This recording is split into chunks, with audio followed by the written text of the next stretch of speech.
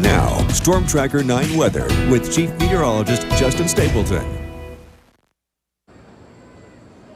All right, welcome back, everybody. Here's what we're looking at. We are outside of Autzen Stadium. Beautiful night so far for us across not only here in Eugene and Springfield, but all over Western Oregon. It has been beautiful outside. We've got clear skies behind us. Folks have been enjoying the tailgate so far, enjoying some of the, let's say, warmer temperatures, but we're going to be cooling off some as we head in towards your overnight forecast. As we get to the weekend, though, we're looking A-okay. So let's go outside and show you what we've got on the Storm Tracker 9 live radar sweep right now. Should be a nice night overall. Here's what it looks like. You can see some cloud cover way off to the north of us. That's about it. Temperatures sitting in the low 70s. So the cool off is going to start, and it will move very quickly. If you're headed out to the stadium tonight, better bring that jacket because it will likely cool off into the 50s as we head in towards, let's say, just after kickoff.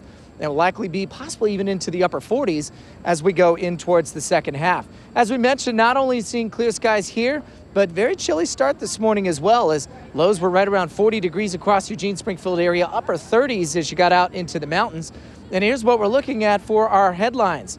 Nice warm up Friday afternoon after this chilly start. Tomorrow morning, a nice late summer feel as we get into the weekend. Might even see some 80s on the board.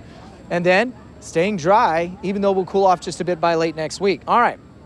As we mentioned, we are still in the low 70s and low 60s as you get out to the coast. Overnight tonight, though, it'll likely be all clear, and that'll dip us down to around 40 degrees again as we start your early Friday morning forecast.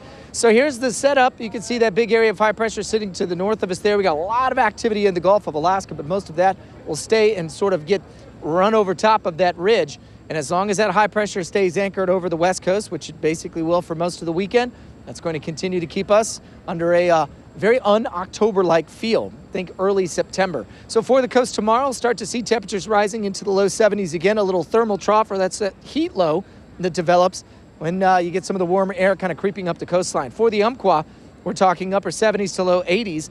Chilly start, but a nice sunny and warm finish. For the Cascades, cold start, should be a great one by the afternoon. Mountains will likely be looking both of the passes in the low 70s. Central Oregon starts off chilly again in the 30s tomorrow, but we'll be back up into the mid 70s as we head towards the afternoon. And here in the Willamette Valley, we'll go around 78 for tomorrow, so a chilly start. So make sure the kids have their jackets or a sweatshirt, but then they should be just fine by the afternoon. 7-day forecast for the coast looks like this.